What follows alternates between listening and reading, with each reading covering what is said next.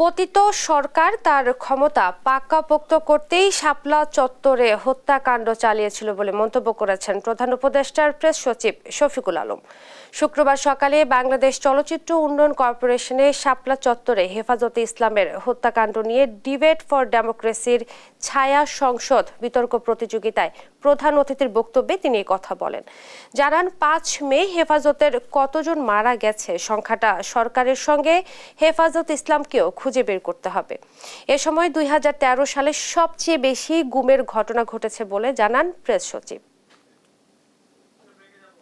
হেফাজতের উপরে একটা যে ক্র্যাকডাউন করে তাদের ক্ষমতার পাকাপাকি ভাবে বন্দোবস্ত করার একটা পুরো জিনিসটাই এই পুরো পৃথিবীকে বুঝানো। এটা পুরো ওই সময়টা আপনারা যদি দেখেন, ওই সময় তো ওয়ার অন টেরর চলছে।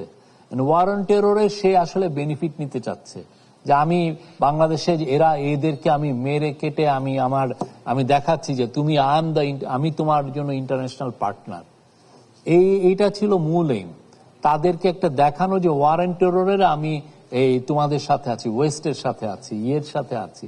এবং এইটার জন্য সে ন্যাক্কারজনক ভাবে এই হত্যাকাণ্ডটা চালিয়েছে।